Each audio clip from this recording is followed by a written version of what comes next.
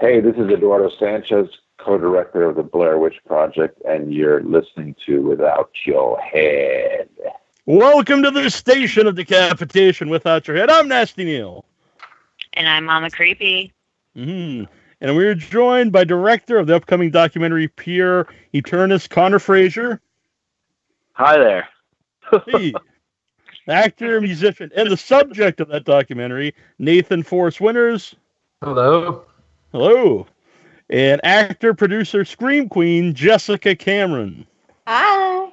Hey. Welcome, everyone. Thank you. Yeah.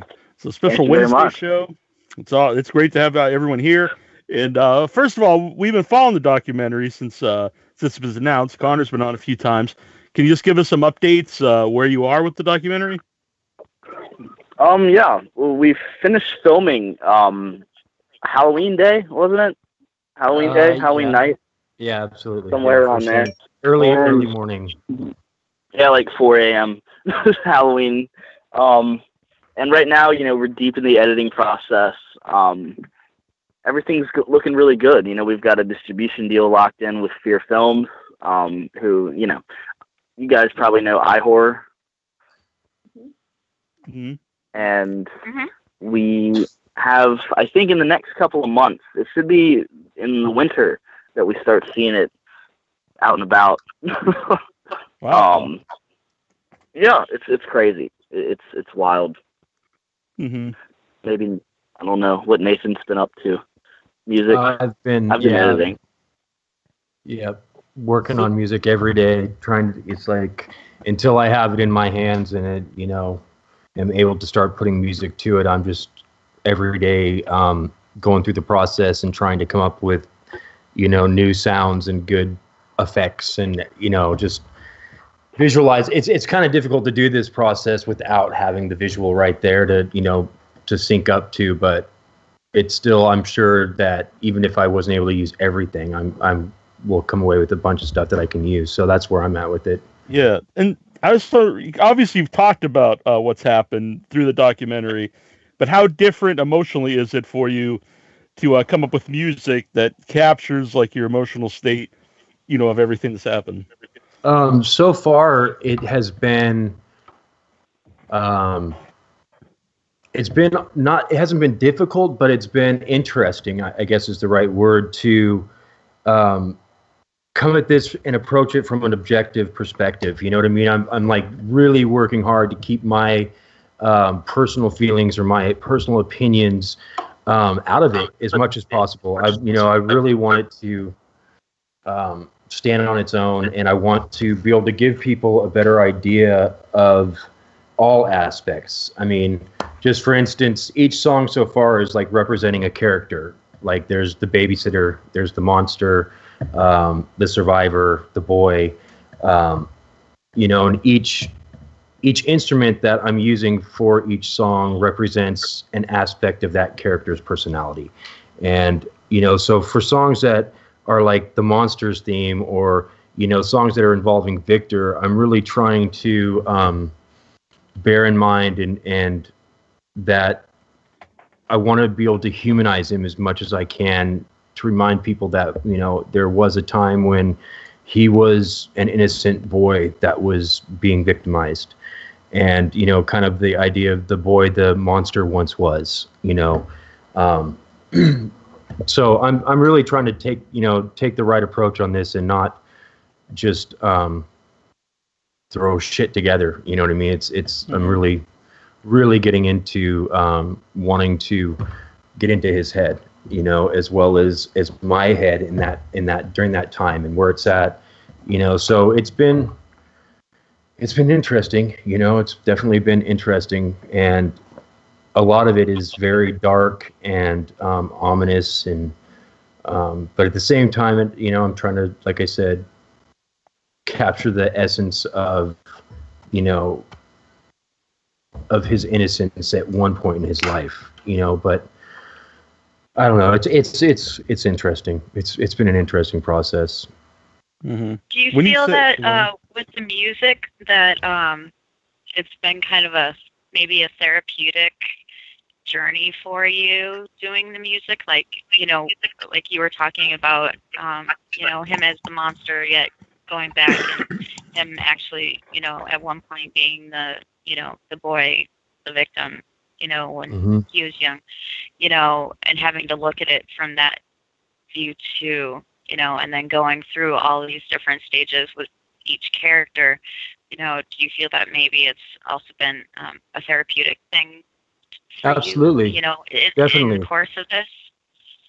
Yes. I mean, music has been my savior since I was 16 years old, which of course was like 4 years after his incarceration and conviction.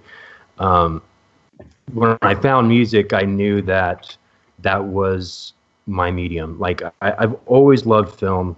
I've always, and as a younger kid, I really did want to be an actor. And, being a musician and it is a form of it's acting to a degree as well. I mean, on stage, and it's like, it's not that you're being somebody else or you're portraying a different character, but there is definitely elements of acting involved in it, so, but I mean, really, I've always wanted to do a score. Like, since I started writing music at 16, I've always wanted, that's where my interest in the film industry has been, not in acting or necessarily, really any other aspect of it, but the music part of it, because I've always been able to really express myself through my music. And, I think that's important for any film is to have someone that has a knack for telling a story or an emotion and translating that,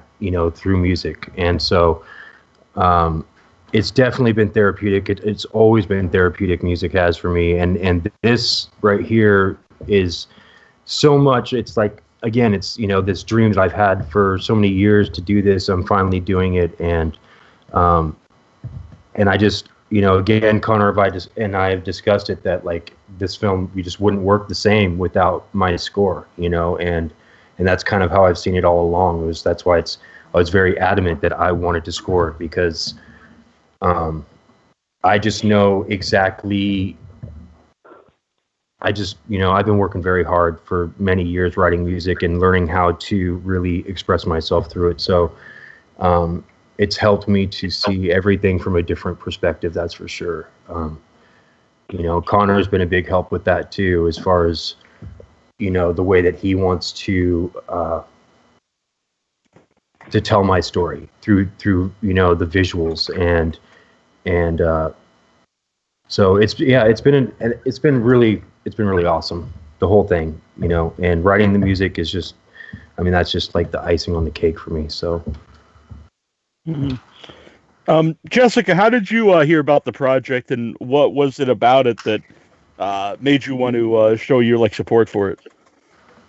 Well, I'm so actively engaged in the horror community. It's really my world and my family, as I think it is for many of us. So specifically the independent horror community. So I became more aware of the situation of the monster himself making movies and still being hired. And something I've always been a big advocate about, and I think now in moment in 2017, we're finally seeing a light shine on various aspects of the monsters within the film industry, thank God. But I was shocked by how the rules are just so different for film versus every other job, and how I found out about what was going on. I'm obviously Canadian too by birth, if you guys don't know. So something that I love about Canada is that we really do seem to honestly prioritize the safety of children over some of our American counterparts, unfortunately. So when Victor Salva wanted to make Jupiter 3 in Vancouver, it was all set to go through. All the agents and the casting directors got together and said, we are not comfortable sending you any children. Absolutely, positively not. That's awesome. Patients, right? That's so great. Right, and that's what we need. Like, would you want your stand up? No, absolutely not. And as a result, they ended up filming it somewhere in America instead of Vancouver, because they filmed it down by me. Yeah, nobody would send them children, which again I think is fair. Like, why would you put children in harm's way? So I think that's what enabled me to become more knowledgeable about the situation. And I'm such a huge advocate of speaking about even the most difficult things in regards to this, because I do believe that's how we create change. We don't help ourselves when we sit in a corner quietly. And also when we try to differentiate the monster from the art, the reality of the matter is we are our art. We just are. So you cannot, in the film world, it's not right to say, well, you don't care about their politics or some horrible thing that they've done. I'm going to support a film which isn't to do with them. But when it's in that level of power as a director, producer, or one of the primary people with that, it really is them, and it's really enables them to be in a position of such great power that they could commit the crimes again. And I think in this particular case, the idea of coming out to speak out against this, and also with like the women that we've seen as of late going up against the men that have sexually abused them, it's so difficult. We have to stand behind the victims when they stand up and speak out. We need to, because it is one of the hardest things I think anybody can ever do or will ever do.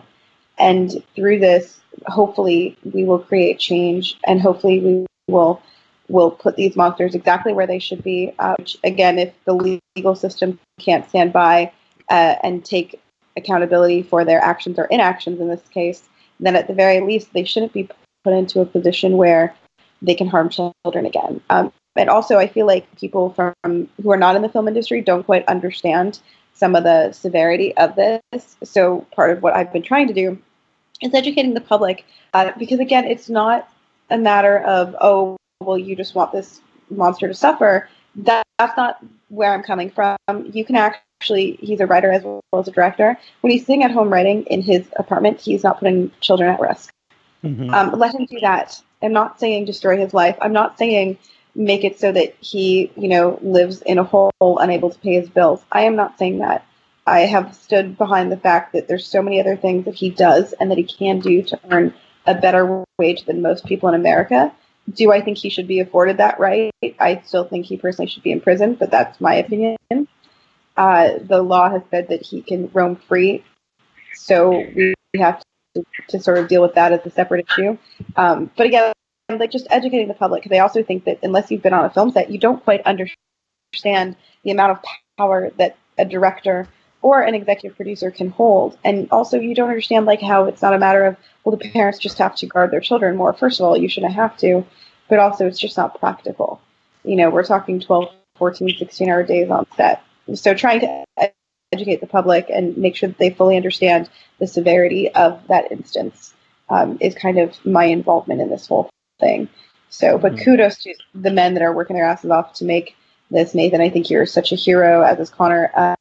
We need more of this. We need more people speaking up and out and articulating it and making sure the public's aware, without jumping. I know it's really easy in 2017 to be like, kill them, don't kill them. You know what I mean? Yeah. There is a middle ground.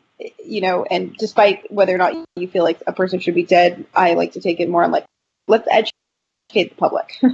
Let's educate them. What can we do here, right? Because realistically, we're not going to go and kill somebody. We're not going to go and do anything extreme to that nature. But let's educate the public to make sure that you understand when you support films like this, when you support a film that's directed, written, executive produced by someone who has harmed children and is quite possibly still continuing to do so, or is in the same position of power, where is your dollars going? Right. Well, it's important, I think. No, go ahead. Oh, I just had a question for you now. As like a woman in the horror industry, in the entertainment industry, and with dealing with Victor Salva now, like Rose McGowan had come out hard with allegations with Harvey Weinstein, and then now she is doing a film with Victor Salva. I think it's an older movie. Yeah, I'm pretty sure that's an older film. Yeah, Rosewood Lane, 2011. That's something. Okay. See, I thought that was something newer. No, that's been a couple of years. That was a newer one that I had heard. I mean, I still think it holds up, though. The direction you were going with that, I think it still holds up. How are you going to? When she had been asked about it, she was like, "Well, I really didn't know about the history, and and then she just went on and did it, and I was just like, well, you did end up knowing about the history, and but then you had other moments where you had other moments where she was like yourself, she's like, well, he didn't do anything to me, Yeah. They're gone. I think McGowan is interesting. We've definitely seen her sort of take a 180, like a full 360 turn from that version of Rose, from 5 or 6 years ago, speaking on the matter, to where she is today. I think Rose has had a very traumatic life, certainly adult life, and even I believe she was in cult when she was a child. That being said, I've said this before, I really do appreciate McGowan standing up for the women issues as she's done the last month. I don't really think a lot of what she said in her past, certainly about this or about many, many other things, make her a great candidate for being a picture of voice of a movement, only because she's done and said a bunch of batshit crazy things. That being said, people should take away from what she has been through. But I would definitely say, in my opinion, I think that her comments around Victor Salva were a miss. I also think, again, like, as far as I know, I've never been able to find a full detail of the situation. I'd love to hear her speak about it now. And now that she's sort of in what appears to be a more honest place. The other thing, when you're an actor, you don't necessarily do a full background check, right? So in 2000, I want to say the film was 2011, 2010. Yeah, 2011. I think it came out 2000. Okay, 2011. So it was probably shot right? It was probably shot film 2009-ish. That being said, I'd be curious to see, did she know about it before she signed on? Like, here's the thing that we do have to be aware of as actors and, our liabilities. And part of why I say, too, we have to have open conversations so that these are discussed more openly. I didn't know about this whole situation until maybe 2012, 2013, which to me is awfully late to be hearing about it. I was shocked that I hadn't heard about it earlier, especially as somebody who had seen and supported Rosewood Lane in a theater at Screamfest. I never would have attended that had I knew. And side note, there are scenes in that film, which first of all, I don't recommend watching the film. I think that it further goes on to victimize young boys. I was unaware of the filmmaker's past when I saw it, and it creeped me out because how they treated the young boys in that, it was just very odd and very peculiar. And then I saw Victor was actually at the Screamfest screening, and he was just too close with the young boy who was of age. I will give him that. He was definitely of age. He was playing a 16-year-old, though, but it made me uncomfortable, and I couldn't put a finger on it. It stood with me all these years, including all of this chaos. That being said, I do think we have to be aware that when we don't know the full story, we don't know the full story. So I would love to hear Rose's side and be like, hey, did you find out, did you know any before you signed on? Because that's the other thing. It could have very much just have been her backpedaling, having found out after she signed on. So after you sign on, it's hard to fucking go back and, sorry, my language, it's hard to go back and undo, like, if you've given your once the contracts are signed. You know what I mean? Exactly. It might, honestly, when I saw it, I remember thinking, oh, wow, it's like your first film in a long time. So it could have been a position of months. Like I said, she's somebody who I entertain when she speaks, but she's often said things I don't. So. Well, the thing with Victor, like, talking about, maybe Rose didn't really know the full story. I mean, the thing with Victor, like, let's go back to, like, Powder. When he did Powder, and, and all hell broke loose after that with Nathan, the producers were coming out and saying, look, Victor's agent told us that he had gone to jail for sleeping with a 17-year-old boy. And this is in writing. You can find this online, articles from 95, where they say this is what we were told, that he was 17 when it happened. And then it was like a one-time thing. Well, yeah, but I mean, usually people are going to, give you a little more slack for someone that's at least closer developmentally, to being an adult than they are to someone who's 6, Yeah. Mm-hmm. Yeah. Yeah, and honestly, like what Jessica was saying, I didn't even know about Victor Salva until not that long ago. And I'd watched. I didn't know about it when I saw either of the Jeepers Creepers movies, the first two. It's just. Have you seen the new one? I knew about. I have not seen the new one. That I don't really intend to, but it was awful. Yeah, it was pretty bad. I did not know either about the first when I saw the first two, but I absolutely have no desire to watch the third one. And when I found out about Powder and just thinking about the shower scene with yes, the shower scene. Him in the shower, that just it made me nauseous thinking about it. Mm-hmm. I just felt so disturbed. They're blatantly going in and, during the scene where, he's bullied, and he's stripped down naked, and they comment on the fact that he doesn't have any hair on his balls. Yeah.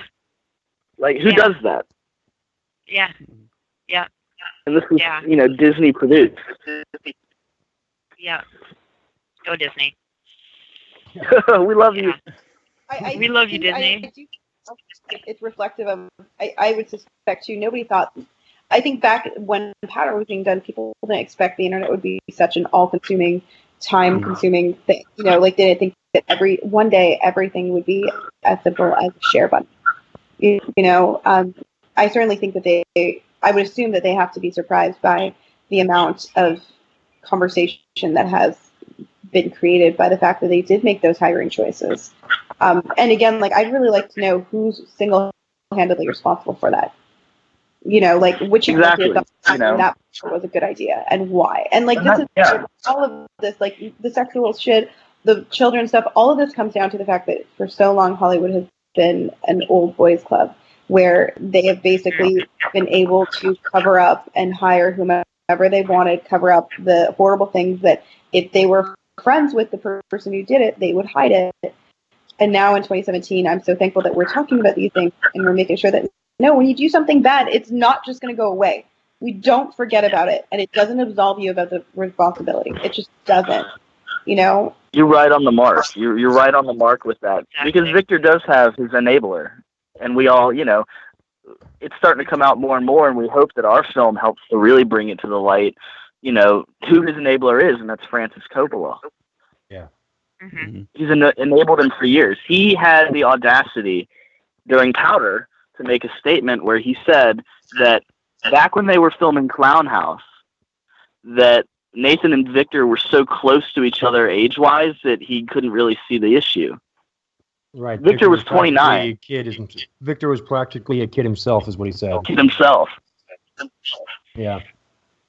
Victor was 29. Nathan was 11. That makes so much sense. And nobody says anything. Nobody says, wait a minute, There was an interview with Victor after he did Peaceful Warrior.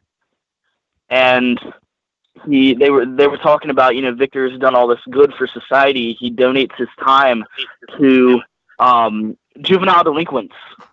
And it's like, are you serious? That's a good thing. That's such a good thing. Are you fucking serious, man? This is like the LA Times, and nobody said a word.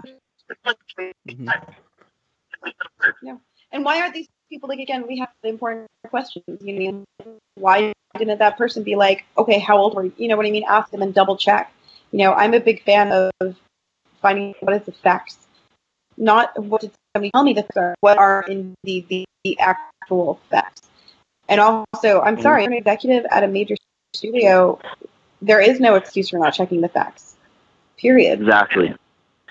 Somebody must have known, higher up. If the producers were ignorant to it, then the higher ups at Disney must have known, because the producers really seemed pissed.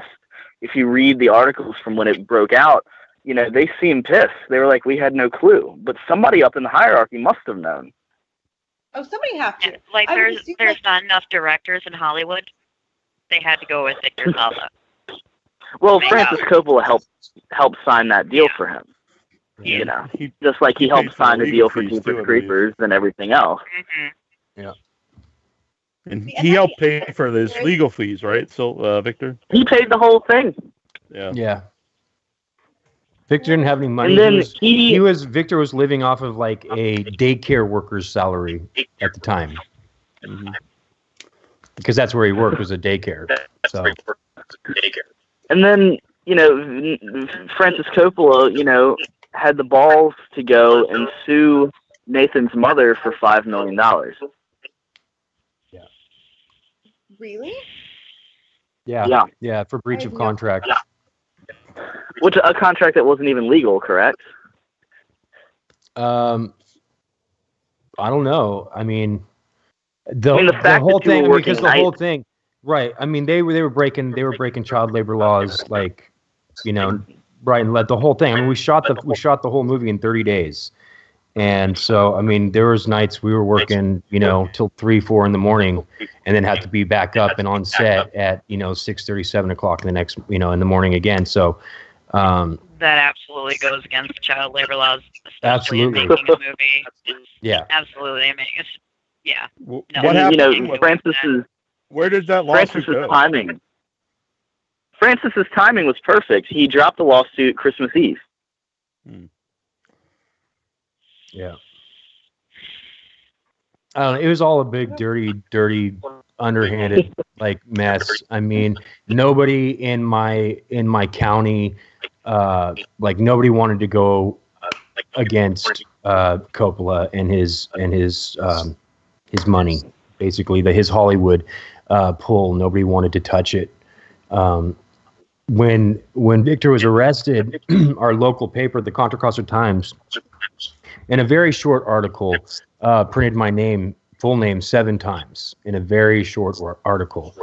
And, of course, not only am I a victim, but I'm also a minor. So that was completely against the law.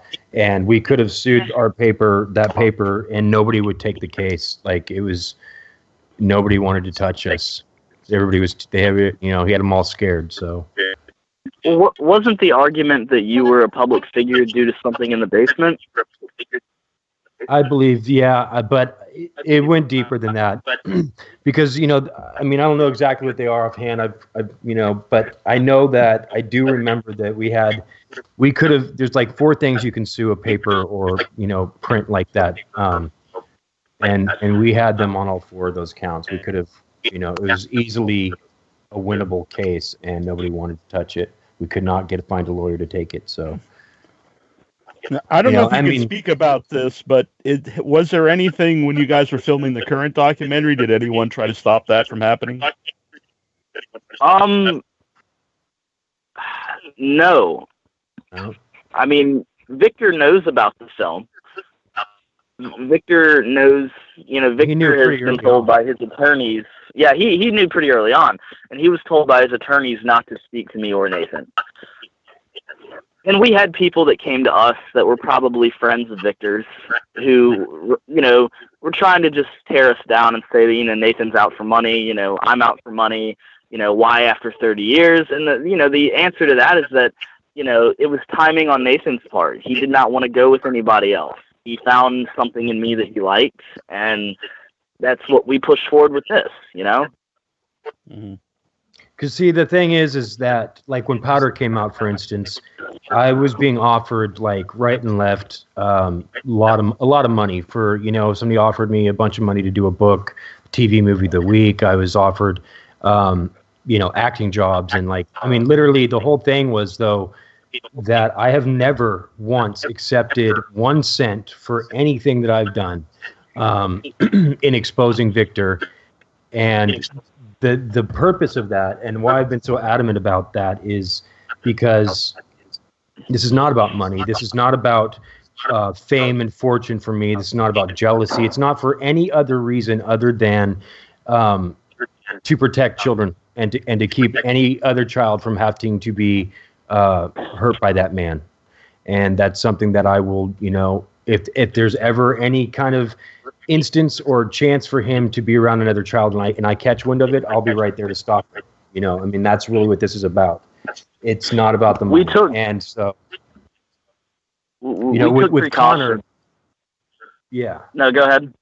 I was just saying with Connor, the reason that the timing is now is because when Connor got a hold of me, this is our baby. This is our thing. Like we've anything that has gone into it has come from us, and there's no outside influence. There's no outside financial backers. There's none of that. Like this is, done on basically, shoestring. I mean, it's done with our $5 dream. or $10 here and there, $5 or $10 here and there from people around the world.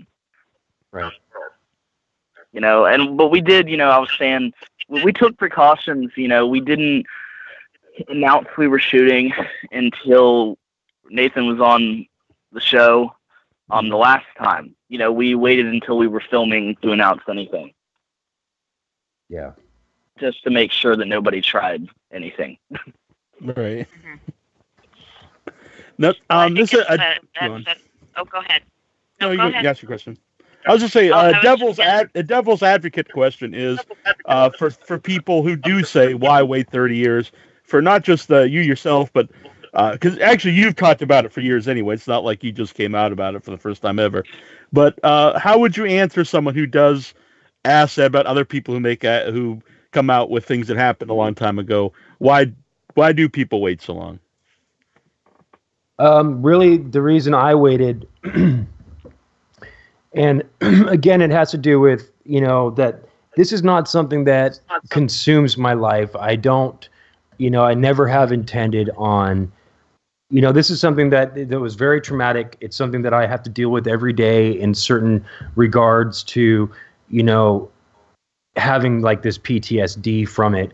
But other than that, it's like I want to live my life. I'm not here to, police Victor or to continue beating this horse. It's more of, because I've never sought out press. I've never sought out, like, even with Connor came to me. It's not like I'm putting myself out there trying to make a name for myself with this. It's always been something that has come up. Whenever he puts out a new movie, I get, people calling me and asking me, if I want to do this or if I want to do that. And, I've been offered to do documentaries before, and it was never right. And, really, it had more to do with having the right person approach me with the right mindset of how they wanted to help me tell my story.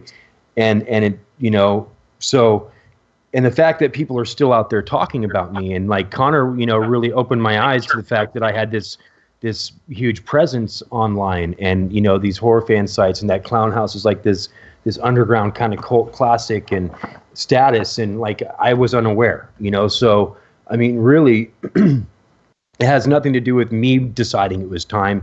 It was just the timing was right in general. Like Connor coming to me, and the approach that he had and how he wanted to do this was so close to how I've wanted to do it that it was like I held out, and I was finally rewarded with the right person with the right idea, is how I viewed it. So, again, this is not something that like I have sought out.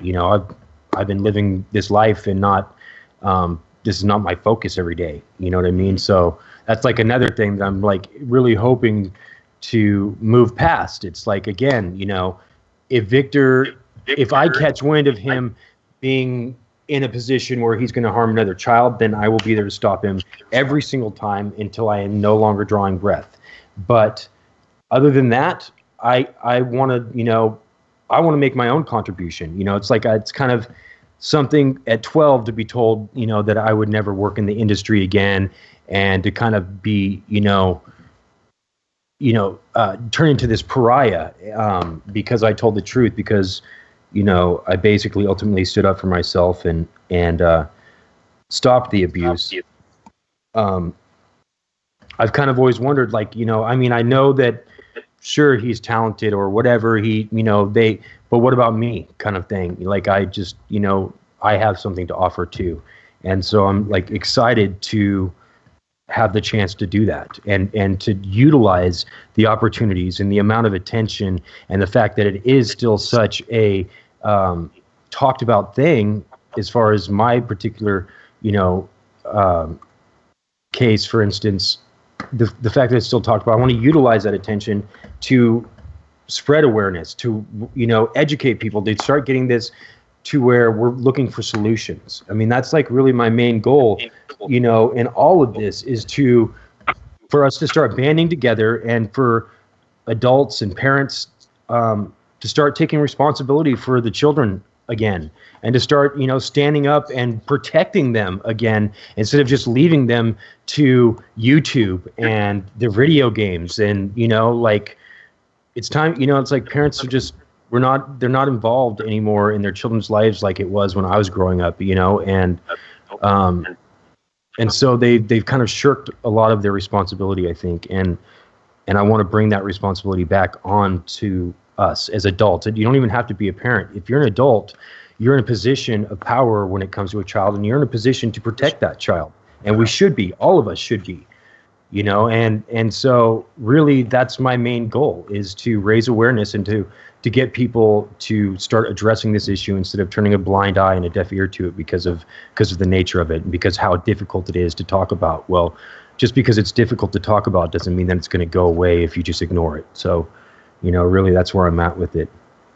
Mm-hmm. This has been, you know, such like a really exciting project because it's so different. You know, we went through a couple of different like versions of it before we actually started filming, and a lot of it was like left on the cutting room floor almost, you know, when we started filming, because we, you know, it just, once you got into that environment, like, you know, Nathan, he didn't come into it like, I'm going to tell this story, you know, he didn't come into it gung-ho.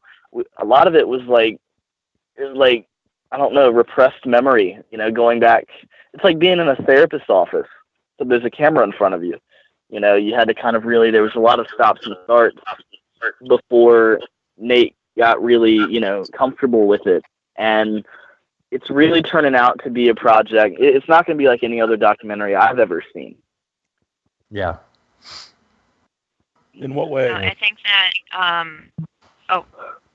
I was just going to say that I think that by, you know, not taking that money and doing those other offers, you know, that your integrity has held up because of that. And it really I think it will show more for this documentary because of that, you know, that you guys have really put your own into this. This isn't just something that's just backed by a bunch of money.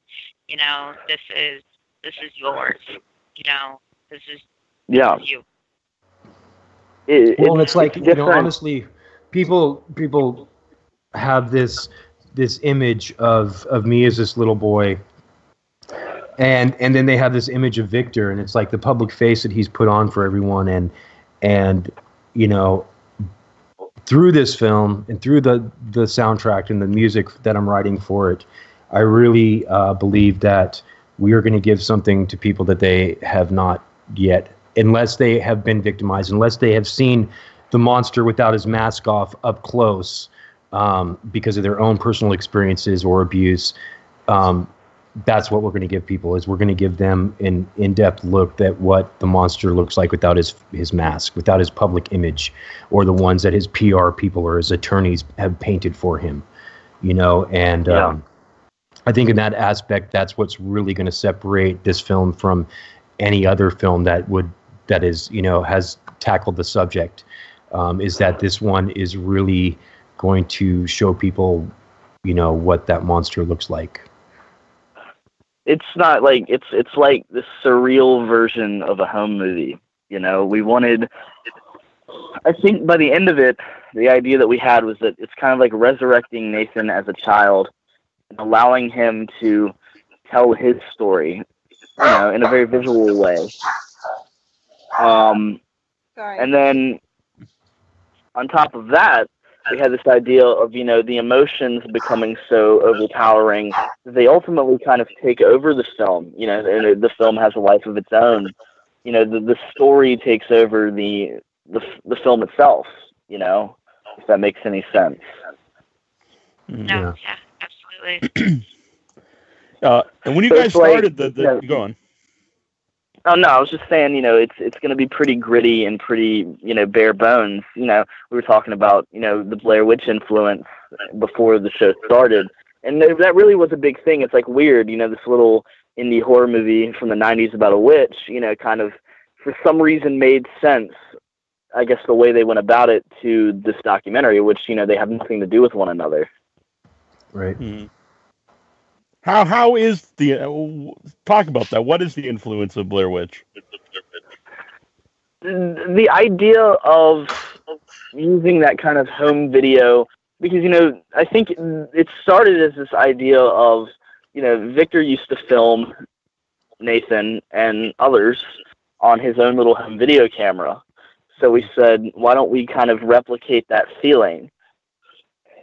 And, the Blair Witch thing just kind of followed suit. And like I'd said, some of Eduardo Sanchez's later stuff, who directed Blair Witch with Dan Myrick, lovely Molly, taking a home video camera and turning it on yourself and kind of watching Molly's descent into madness. The way that you can use these, you take a home video camera and then it becomes like this visual interpretation of mental illness. That was the idea, taking the camera, turning it on Nathan, and the pain, and the memories, becoming very vivid and very real for him, and for the audience, because it was for him, it's like coming back to things he hadn't really thought about in 30 years. So the audience gets to share in that experience of literally, Go ahead, keep going. No, you're good. Well, I was just going to say, like, that conversation we had in the hotel room, and how it was like, I was trying to explain to you this process, like how difficult it was to, because it's like all these memories, all these things, that these details, and of the abuse are things that, like, as soon as my mind tries to go and access them, it's like instantly just firewall, lockout. You know what I mean? Like every kind of wall you can imagine starts instantly going up, because it's like this natural, instinctual defense to not go there.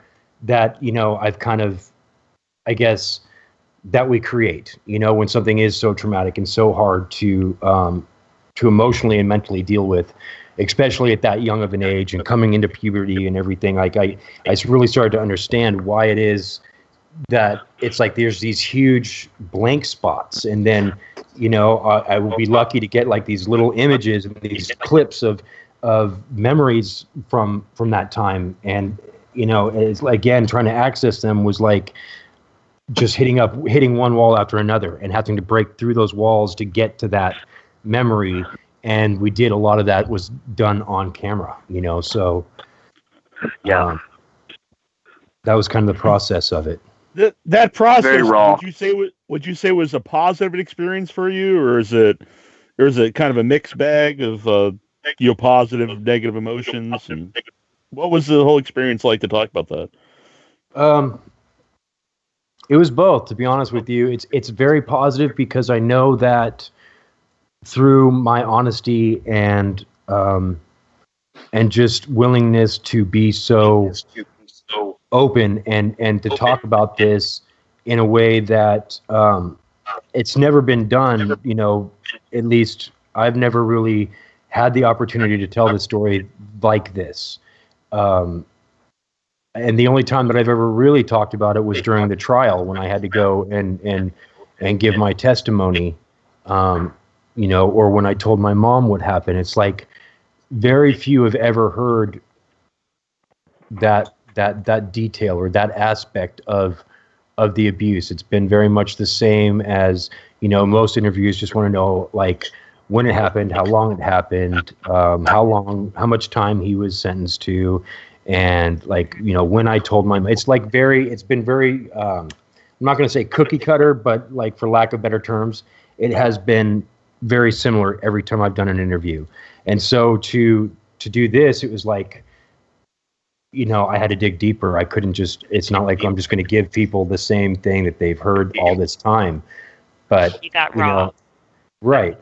And it was things that, like, I had not accessed those memories, in a long time. So it was, I think that's going to be very, it's going to be a double-bladed sword. I think people are going to have a lot of difficulty, watching it, because of how they're going to be actually literally being able to watch me go through this process of breaking through the walls that I've built to protect myself from these memories and to access those memories and then speak about them. So in that regard, I think it might be pretty difficult for people to watch, but at the same time, the way that Connor kind of, described it is like it's hard to watch, but they can't tear their eyes away at the same time, so. We're at a place, we're at a place where we're kind of uncomfortable, but that's a good thing because it's so different. And it's kind of like, how are people going to interpret it? How are people going to look at it? Mm-hmm. No, when you guys started this, you couldn't have foreseen that, like, a few months into it, that the Weinstein thing would have blew up and all these people are coming out about, accusations within the industry.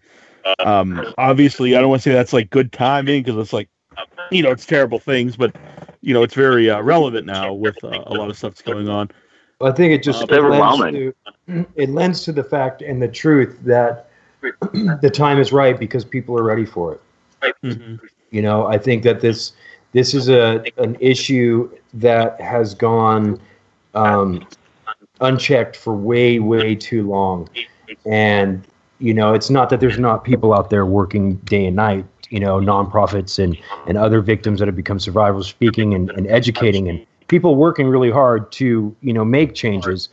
But on a whole, I think it has been very overlooked and just swept away. And then you have these predators out there with Hollywood backing, Hollywood money that are covering everything up and, force feeding people just a bunch of bullshit, and I think people are really sick of the bullshit that they've been fed. And I really think that, the time is right because people are ready, and they're ready to start addressing this. So. Yeah. But I don't think it's really like. Oh, go ahead. I just was going to say, I don't really think it's affected us too much. The horror community has really embraced us, and some hate us, but the majority of them embrace us, and that's where we've really seen the most support, even after the Weinstein thing. It hasn't really affected us too much, which I think is a good thing, because it's very overwhelming and it's very cutthroat right now. Yeah, I actually, before the show, I just happened to be looking through the news, or the drama, whichever you want to call it right now. And right now, LAPD is currently investigating 22 suspected sex crime cases, 28 courtesy reports of incidences, and basically those are possible outside of LAPD's jurisdiction. Beverly Hills PD is investigating 12 sexual assaults, and they have taken 37 reports that have gotten sent out to other jurisdictions, and that's just within the last couple of weeks, and this is just the entertainment industry ones. This isn't, the ones that happen every single day, so I think it's great that people are becoming more aware of what is really going on, but it's been going on for a long time. And I think that you being so brave and coming forth, and you came forth a long time ago. When you were a child, you came forth and came up against this monster and said that this isn't right. And he did not go away for long enough, in my opinion, either.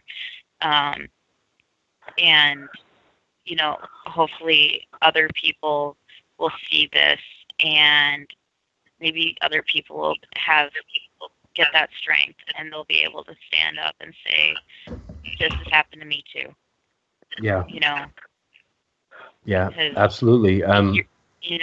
We learn as we get older that we're not unique. We're not we're not unique. Yeah. Yeah, I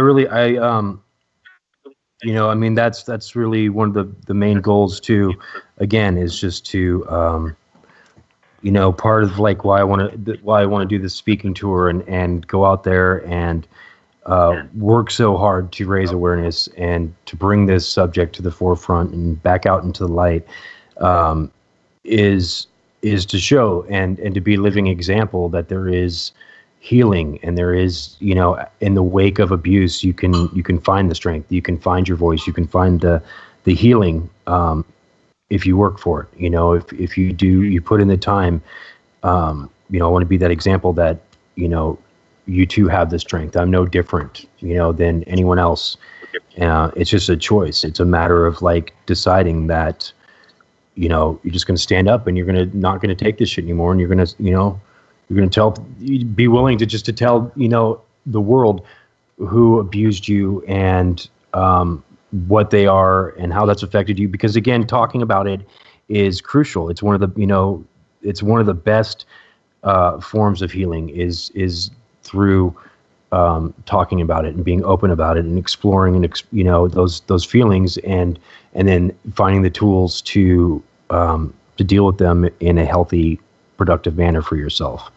And so that's really where my intention has been, all along, is to help provide some of those tools and avenues and point people in the right direction and say, like, you can do this too, like, just stand up, stop being a victim, stand up. And, and I know that kind of comes off as maybe a little callous maybe, but it's really not. It's just, it's a matter of deciding that you're not going to allow yourself to be abused or victimized anymore.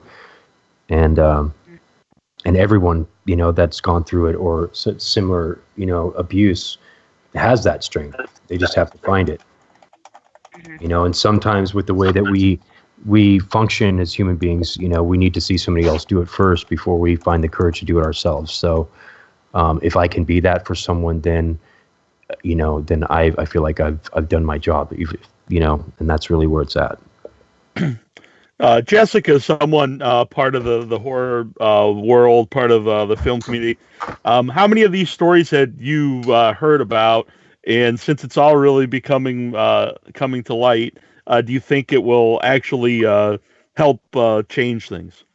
I mean, I've heard about more than I'd ever care to announce or, hear, in all honesty. Like, there's so many stories of abuse of a million forms. Certainly, I would argue the violence against children and are the worst. That being said, it has been too common. I do think, though, we're getting to a place where we are standing up and speaking up. I also think, as separate from that, but in relation to it, we're finally at a place where consumers really have the most power that we've ever had as consumers. So take out my relationship with the horror crowd out of it for a second. As customers, people who spend money, we have power. We know that we have power, and the people who make the products that we consume know that we have power. So I'm really hopeful and confident that we are going to see change. Honestly, not necessarily for the reasons we should. We should see change because everybody should stand up and be like, obviously, we would never want a child to be put at risk. Clearly, like, hello, step number one. Right. But I think that if that doesn't pull at people to make them make the right choices, the studio execs are going to be like, wait a second. We were not able to put the last film that we planned for theatrical release in theaters. The release suffered. It didn't do the numbers it was supposed to because the audience is speaking up and saying, we will not pay to consume this content made by a monster. We will not enable you to hire a monster. So I think that the dollars is what's going to, or the lack thereof, get us to a place where we are creating and affecting change. And I'm very confident that we are going to do that by speaking up, standing up, and sharing these stories, even when they're difficult. Nobody can. I haven't seen this film yet. I cannot wait to. I know for a fact I'm not going to leave the film thinking pleasant thoughts. Mm-hmm. It's going to be sad. It's going to be depressing. But I think we need to focus on the fact that there is a light at the end of the tunnel. That Nathan has become the man that he is, despite these obstacles that you can overcome and win these very real battles between good and evil that exist in the real world. And that we can help educate and make sure that more children are not suffering the same or similar fates.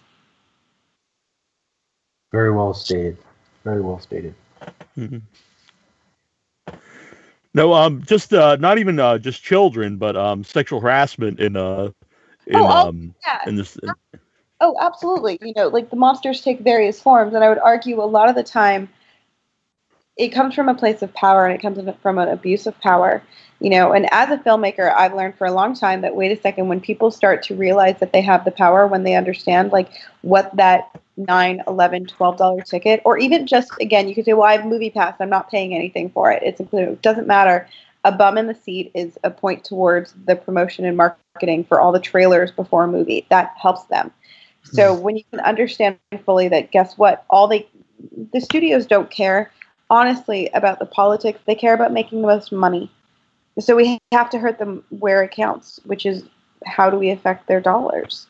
Whether or not it's abuse against children, whether it's abuse against animals, whether it's abuse against women, when we stand up and say we will not support that person or anything they're associated with, we really can make it known and we can create change. But I do think it's understanding that $11, which might just be $11 to you, means something. Even watching the film on a torrent site means something. It counts towards views. You're still promoting it in a way, whether you mean to or not. So it's really simple. Here's the thing. There's more amazing movies than you can ever single-handedly watch. Rather than watching a movie made by a monster, that even if you're not getting your dollars, giving a view count, giving that little tick, that little watch for the trailers, that little number increase, rather than supporting that, support any other thing out there. And if you're one of those people, and I've seen many of them, unfortunately, on public forums who are like, all Hollywood people are monsters, every film. That's not the case. There's so many. And while we can't guarantee that you're not just going to go and watch a movie that doesn't have another horrible person associated with it, I can single-handedly guarantee that if I find out about it, I'm going to stand up and I'm going to speak out. And I really encourage every single person to do the same. And again, speak with your dollars. Speak with your time. Absolutely. I totally agree. So, I don't know if you guys can. You guys said it's going to come out in the winter. Can you say anything more about that yet? Like how it will be out? How would you like it to the movie to be released? I think we're going to be covering most of our bases in terms of exposure. It's all very early, but we've been talking with the distributors. God, I can't talk.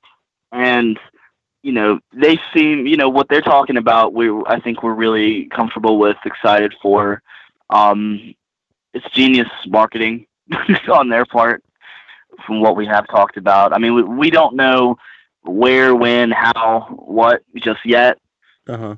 But it's going to be out there, and, pretty much any place you can find it, I think it'll be there, is what they're going after. Mm-hmm. So like the physical copies, video on demand, physical, screening. Theatrical, video on demand. It's going to be everywhere. Very cool. We're gonna have a special, and I think it's going to work out. Is we are going to get a sample of Nathan's music from the film. And he's going to do it live on the show, which I'm really looking forward to. Yeah. I'm going to do. I'm going to do this song. It's called "The Boy," and this song is basically captures kind of that essence of empowerment, that moment of empowerment, and then kind of what's left in the wake, of picking up the pieces again and rediscovering that part that was lost, Yeah. So. Before you get into that, I just have a question, because a couple times you mentioned like the child, and now you're saying the boy. When you're accessing those memories, do you look at yourself as a child, as a different person, or do you how do you see yourself at that point in time? It is kind of a detachment like that, where it's almost as if I'm thinking about it or looking at it as if it was someone else. I mean, this is a lifetime ago, but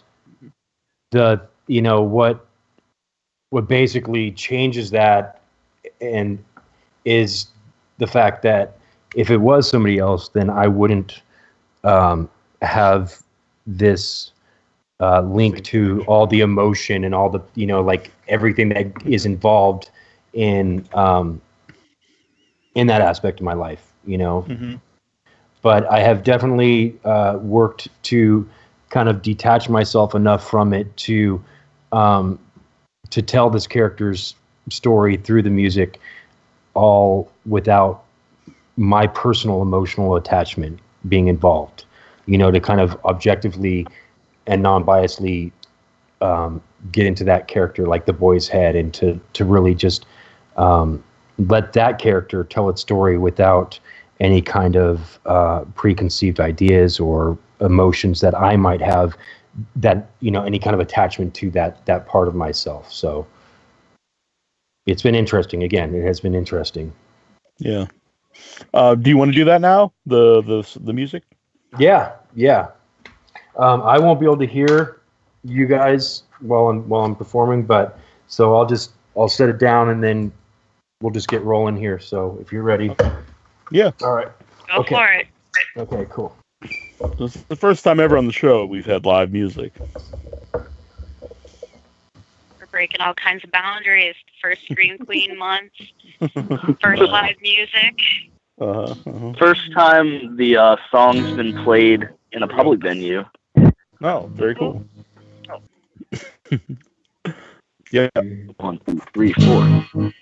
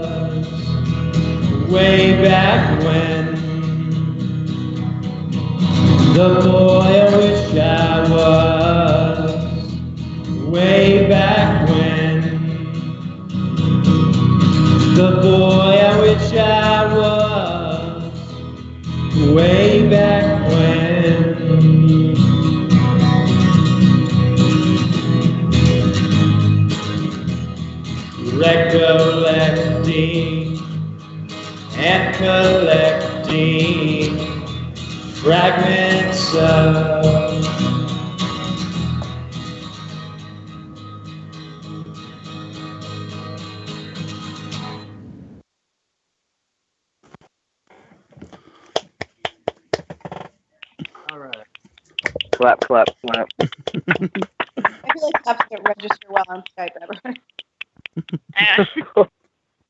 I'm clapping over the Louisiana's clapping for you right now. No, that was great, and you could definitely feel a lot of emotion in the song. Yeah. It's gonna be one hell of a soundtrack. Yeah. Mm-hmm. Yeah, that song just pulls at your soul. It really does. That's kind of, what we're doing is we're taking this perfect combination of the visuals and music and kind of just creating this weird, surreal atmosphere. Mm-hmm. Yeah, absolutely. So where did who came up with the idea of actually how to put the documentary together? Was that Connor, or is that something you guys both talked together about? It's been a pretty joint, like we've been, it's back and forth, I don't think either one of us could take full credit for it. Yeah. Now, in the documentary, now is it just you, Nathan, that's in the documentary, or did you guys have anybody for like flashback type of things or anything like that, or is it just just you, Nathan? Yeah, I mean, pretty much it's just me. Yeah, it was me, him in a room full of dolls. Props, mannequins, yeah. Mannequins, yeah. So Connor's, so you filmed in Connor's bedroom as well. So it was Connor's room. You were hanging out in Connor's room. Exactly. No, this was we were in a hotel, literally down the street from where I live. I made him, I forced him to shack up in this hotel, and he wasn't really allowed to go anywhere. Yeah. Because I wanted to make him as uncomfortable as possible to put him in the perfect headspace. And I'm halfway joking. Nathan will tell you. Yeah. I'm only halfway joking. He's only if that. I mean, it was 2 weeks in a hotel room. I think we didn't stray much farther than a mile or two away from the hotel room at any time, really. And so, I mean, even when we weren't shooting or filming, it was just like me and Connor hole up in this hotel room together and kind of just, because that was the first time we'd met or anything too. I mean, everything prior to that had all just been over the phone, so it was kind of like, it took a few days for us to really kind of find, the flow together and to like really be able to get into it without any kind of reservation or like, like the uncomfortable,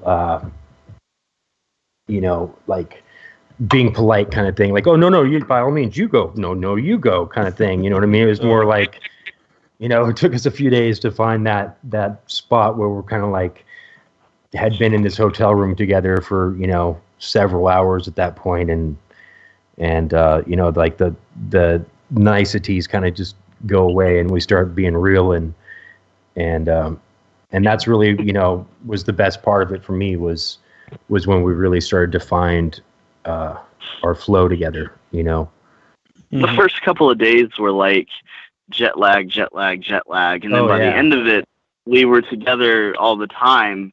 And, I would be sleeping there. There was 2 beds. And, we would just, when the mood struck, I hit record, Mm-hmm.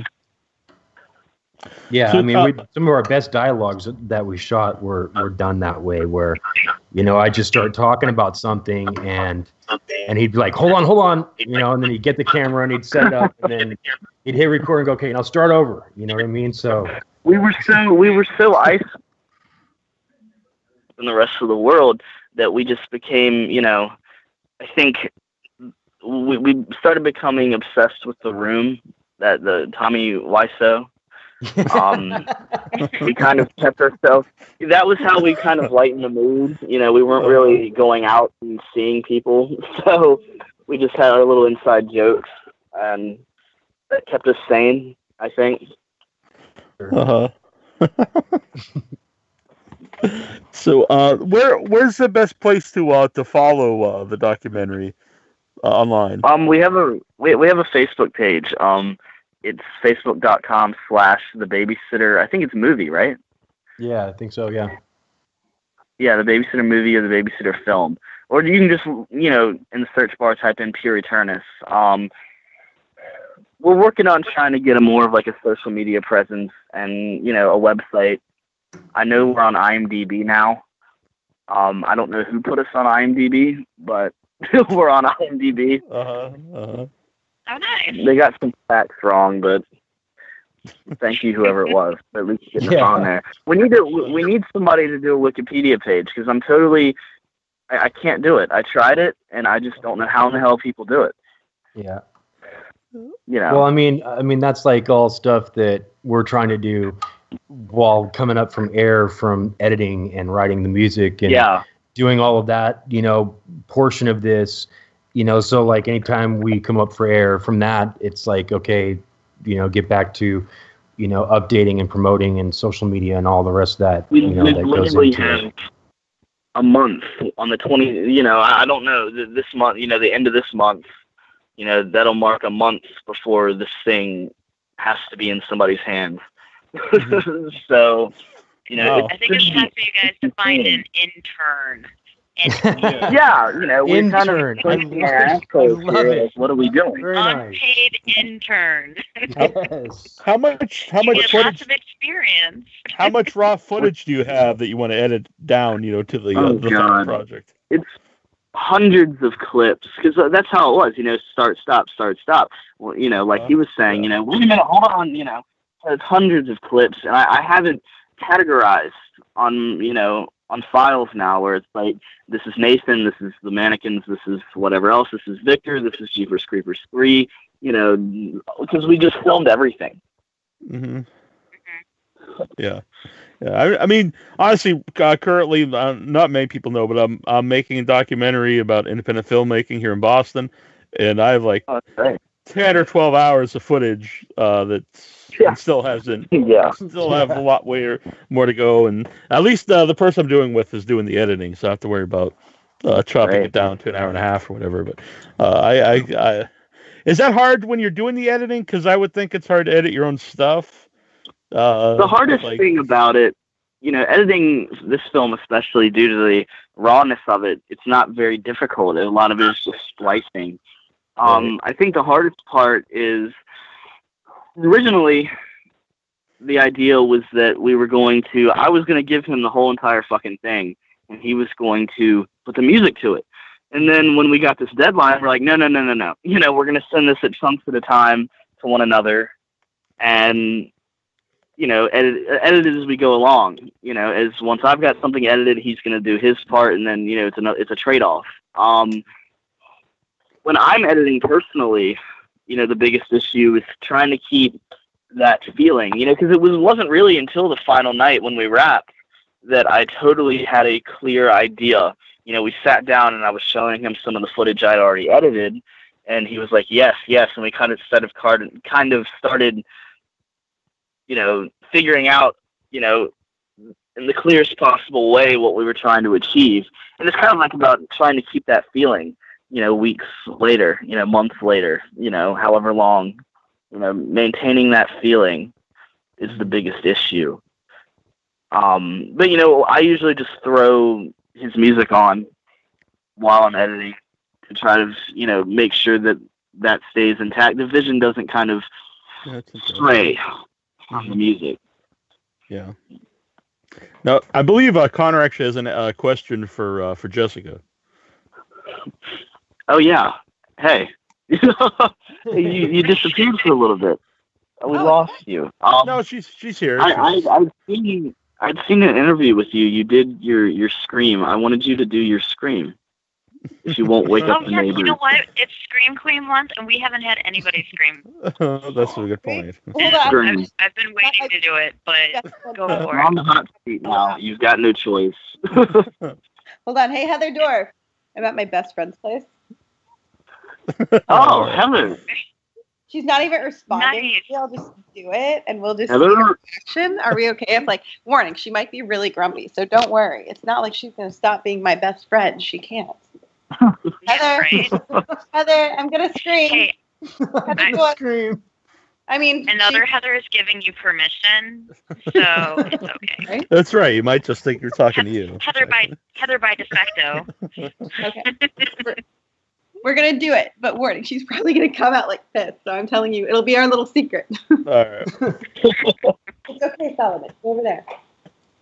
So this is your warning. You want to cover your ears, or if you're listening to this, step away.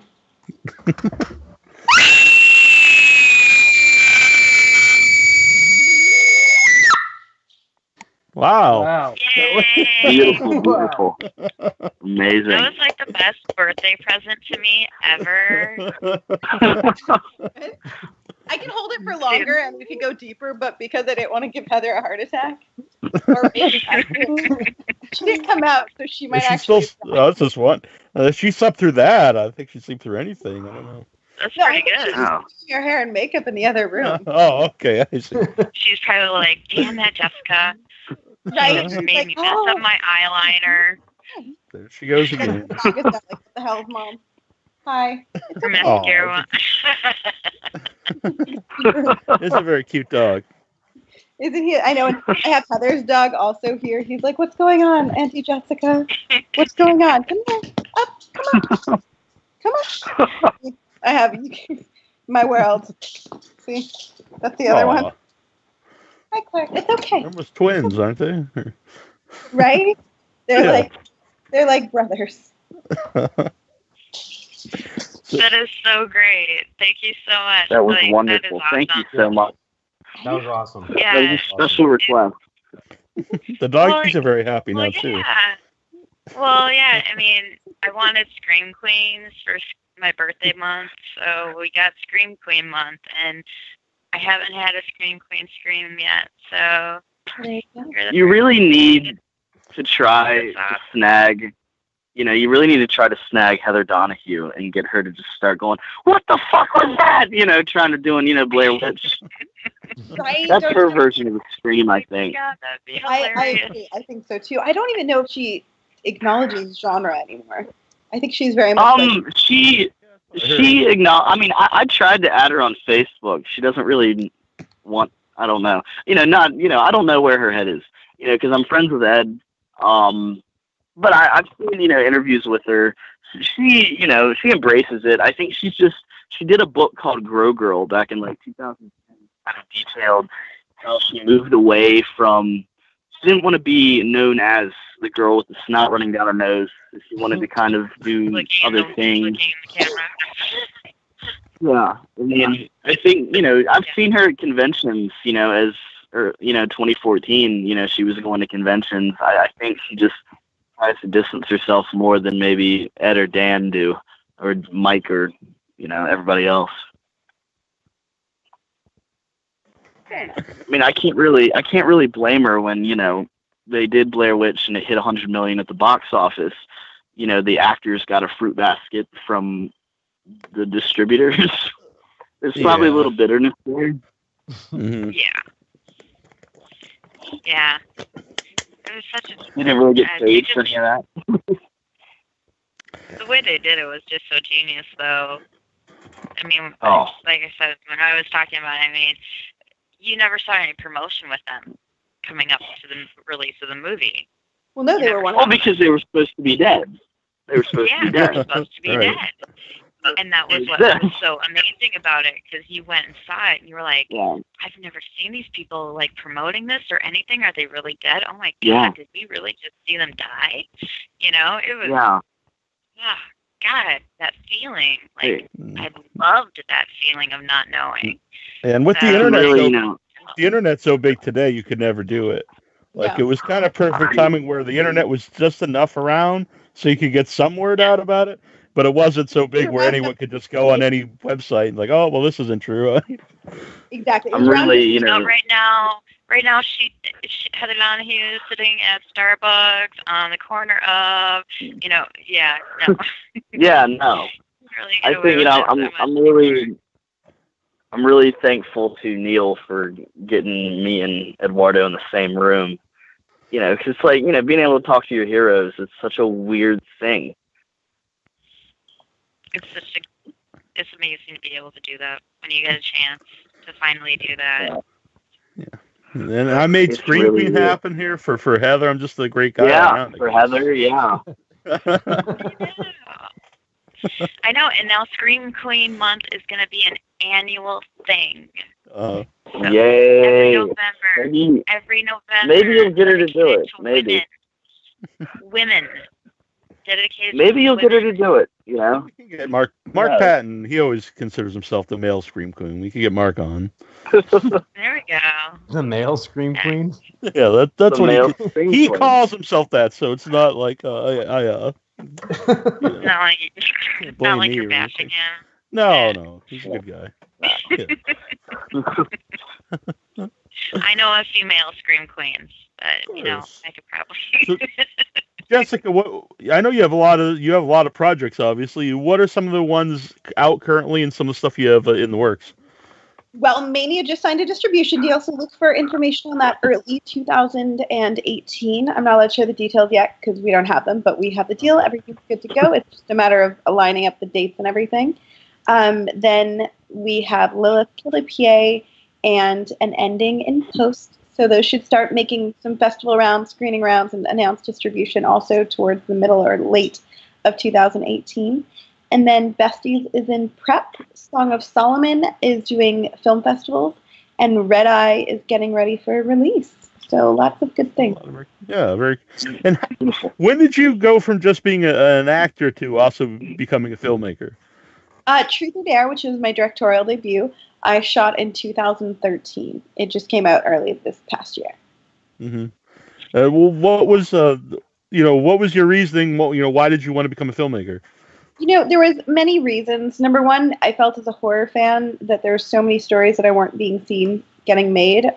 Predominantly, I felt, and still do, that hasn't changed. This has not changed, unfortunately, where it's like when something's popular in Hollywood or something's made money, let's just say a ghost story, then people's mindset is, oh my God, we all have to make a ghost story and just throw ghost stories at the audience. Right. And then 2 years later, you've got 50 shitty, independently, fast-made, thrown together, schlocky ghost stories trying to manipulate off a title, a concept, or like some other aspect. Nothing about trying to make a good film. So I didn't like that. And I felt there was all these other stories that people just weren't telling. So then I had this idea that had sort of been in my mind since I was a child and used to play Truth or Dare with my friends. And I co-wrote a script with a wonderful, talented writer. And then I started looking for funding, and I found funding, and then we found directors, and from there, we went out to them with like our money, our dates, everything, because it was written with actors predominantly in mind. There was a couple of small roles that were cast, but for the most part, it was. And of the 6 directors, 3 came back and said they would tone it down, and then the other 3 couldn't do their timeline. They would have shifted it by like a year. So it kind of came down to the investors and the cast telling me, like, you really just need to direct this. You need to just do it. And I did, and I really liked having that control. I also like having control over, the marketing, the promotion. So many people I find in the film industry world don't understand those aspects. And really all that's like a full-time job, so I don't blame them for not understanding it. But it's nice to be able to have films that can be seen in a theater. It's nice to have films get press. It's nice to do all of these things. So being able to control some of my own content in that manner is something that I really appreciate. Yeah. Where have you been all my life, Jessica? Because I'm the exact same way. Great mind. Yeah, last night, I hadn't watched it in a little while, but last night I watched Save Yourself. And I love that movie. It's just different. And I don't know, throw some Nazis in it, and I'm probably going to like it, because I just always like watching Nazis going down for some reason. It's just always good fun. So, but yeah, I was like, God, it's such a good movie. And again, it's a good example too, where it's like the team didn't really do much promotion or marketing or festivals, and it's good at a film where it should have been. I find that's often the case as an actor, where it's like I do a movie And I'm like, it coulda, shoulda, woulda, right? Like it should have reached more people. More people should have seen it. A lot of the time, these films do sort of find their way over the years, on DVD and VOD and all of that, but not necessarily upon their release. Yeah, it was just a really well done movie. Yeah. Speaking of that, I always thought you were a really good self-promoter, promoting your movies you were in, and now promoting your own stuff. Is that something you found out a necessity to do? It is, but it's also something that kind of came common sense to me more than anything. I grew up working in my parents always owned companies. They owned a boat manufacturing company. So marketing and promotion is a crucial ingredient to any successful business. And after leaving that, working in that field, I went to go do fashion design, and that was my primary career for a number of years. And again, the importance of marketing and promotion being very, very crucial to that industry. So then, of course, when I became a filmmaker, it just was something that I felt people weren't doing or not doing right or effectively. So I certainly wanted to figure out how to strategize and put that in part of my narrative. Since we been talking about a lot of things, negative aspects of the industry, when you started to become a filmmaker, how were you accepted as a woman becoming a filmmaker? Was it easy? Were people accepting, or were people like, oh, well, you can't, I didn't think you'd be able to do it? You know what? People really fall under two categories. Some are super supportive and others really are not. But I do think that there is a positive side to being a woman. Like I have some advantages over men that they don't as well, specifically in regards to promoting and marketing. Just, the standard policy of, a pretty girl on Instagram is going to get more likes than a guy. They just are, right? Or like two pretty girls, take a picture with your friend, take pictures on set. So again, like that kind of thing is a huge benefit being a woman, in all honesty, just by how social media marketing works, for better or worse. That being said, it is sometimes shocking to see people like there's been multiple, I don't call them filmmakers. I think they're really shady, questionable individuals, but certainly they make films or they attempt to make films where it's like they'll become obsessed with just sort of attacking and trash talking me. And it's very clear, like these are people that you don't ever see doing this towards male counterparts. It's really just me and a couple select other women. And it's at the end of the day, the root of that goes to belief that they're better than a female contemporary. In my opinion, that's just the nature of where it stems from. So unfortunately, there is very much, some men that just won't change, and some people that, that being said, also in these situations, I think that these are people that also think they're a lot better than a lot of people. But it's interesting to see how it's like you wouldn't verbally attack a male filmmaker that's a colleague publicly online for no reason, but you'll publicly attack a woman. That's weird and interesting, and also still equally unacceptable. Like where does something that's been going on for forever? I think so much. They're thinking they can get away with it. Also, like there's one of these individuals you'll see maliciously attack my appearance. I don't know what that has to do when I'm directing a film. Never seen a male director's appearance attacked in the same manner that I've seen my own. Right. So that's something that's interesting. You're so pretty. You don't know what you're talking about. My performance but even if she, like what she's saying though, even if she was, then what difference would it make? And really, Yeah, it has nothing to do. Yeah. Oh my God, I will not even repeat the horrible things that I've seen written about me by people that are trying to pick apart everything.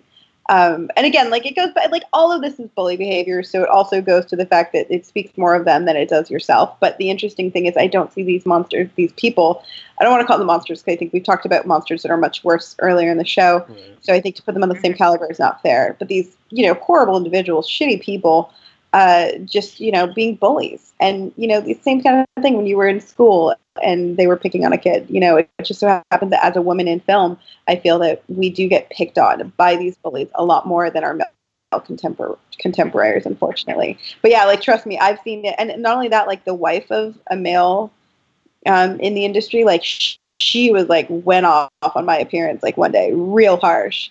And I was like, where? And they have at the time she was a 13-year-old daughter. And I was like, what example are you setting for your child when you're needlessly, like, we've never met, we've not talked. At this point, you've not seen my film. You're just trash talking me to trash talk, and I do think like there's also the certain segment of the population on the internet and on social media where it's like they want to feel validated.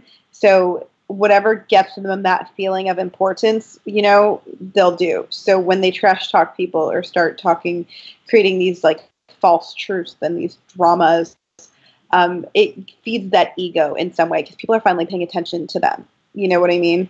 So I think it's really important that in 2017 we do have to sort of use critical thinking and understand, like, wait a second, fact from fiction. Is this person? Do they have an ulterior motive, etc.? Because it's definitely a changing world that we're in right now. So certainly that's like the negative. And the other thing is, studios, higher production companies, etc., are still much more cautious to hire a female. I've literally seen male colleagues. I've now directed 3 films. I'm getting ready to do a 4th. I've seen male colleagues of mine who have done a single film, went up against my film, lost to my film, and they'll go off and get a studio deal where I didn't. So the reality of the matter is, as a woman, not only do you have to be as good as your male contemporaries, you have to be consistent, just keep doing it and doing it and doing it, because it's going to take that much longer for somebody to give you a shot, if for no other reason than they're just not familiar with a woman being in that level of authority, which is really what it boils down to. It's not necessarily about the work all the time, as it is just, okay, we don't understand what you are. Mm-hmm. Yeah, I won't name any names. I remember a few years ago you were having like some type of there was someone really going off on you on Facebook for a while, and I won't say his name, but I believe he's from Dawn of the. He supposedly was in Dawn of the Dead, but. I don't know who that person is. I do know that there were some of those people from back, like literally, that have been going 6-7 years. But again, also too, where it's like Heather, my best friend Heather, she's like, it's really weird. People love or hate you, but either way, they can become obsessed. And I'm like, I don't know what that is, but some of them, like for like 4 years, I think it was, I got crank calls from the same shady person in Kentucky, just every day, same thing. Like, I don't know what you're trying to achieve. When I talk to my male counterparts, they don't deal with that. Yeah. Right? So nobody's crank calling Joe Lynch at 4 a.m. because they didn't like it. Nobody's like, harassing, Adam Green on a daily freaking basis. Like, it's really, being a woman in that regard, I think, it does unfortunately make those people feel that A, they have the right to attack you, and B, that their actions will go without consequence, I think, because they're not afraid of me, coming at them. Which they should be. I'm crazier than most men I know. Absolutely agree. Nathan and go on, sorry. Nobody would ever believe it in a court of law. Like, I'm just saying. Nathan and Connor, are you guys going to work together after the documentary? We're gonna regroup probably in the spring or summer. We've got ideas, but we just haven't, we haven't set anything in stone. No. Mm-hmm. That's interesting. But I mean, we've definitely there's been some stuff discussed and ideas thrown back and forth, and as far as like once we found that groove with each other, it was like pretty clear and apparent that we have very similar tastes and work really well together. So there's always that too that is encouraging for future projects. Mm-hmm. And how can you follow Jessica Camera online? I mean, I'm all over that bitch. Let's just. I've been stalking her. Trust me. You can find her on Twitter. You can find her on Facebook. Jessica Cameron _ on Twitter. Actress Jessica Cameron on Facebook. My regular page is full. Go to the fan page. It's where I post all the time. Anyways, Instagram, Actress Jessica Cameron. I do a fun, totally lighthearted YouTube show with my best friend Heather Dorff called Screen Queen Stream. It's on YouTube and all the socials. And then I just document most of my daily life on my Inside My Indie Life YouTube channel, which is just random shit. So if you don't like random stuff, don't follow that, because it's just literally like, I'm at a Katy Perry concert, I'm at Universal Studios, I miss my dog, I'm doing makeup, like random shit. And then, of course, everywhere else you can think of. So. Yeah. Well, very cool. And we'll definitely have you back. Yeah, and we'll definitely have you back on sometime and just talk about your new movies. Oh, my pleasure. All right, very cool. Absolutely, Well, that would be wonderful.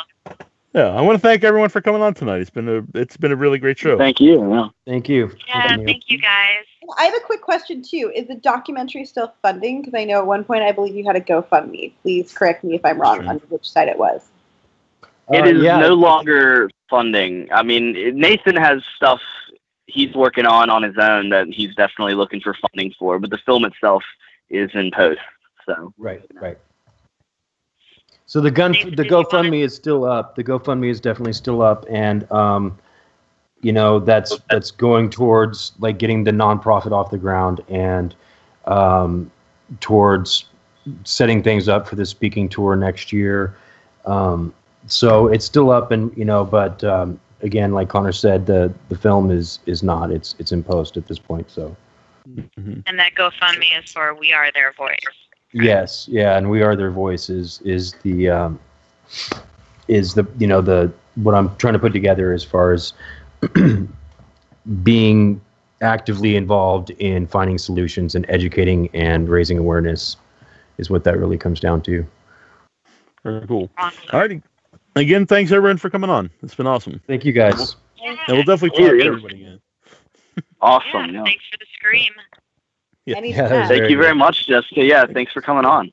And she just waved to everybody too, which was very nice of her. Wave. Yeah. Well, I'm waving. Back. Yeah, we're all waving. And thank you for the musical interlude. Yeah, that was sweet. That was amazing. That was awesome. Yeah, thank you. Thank you. Thank you. Hi, this is Leslie Donaldson. I'm Spring Queen from Happy Birthday to Me, and you're listening to Without Your Head. Woo!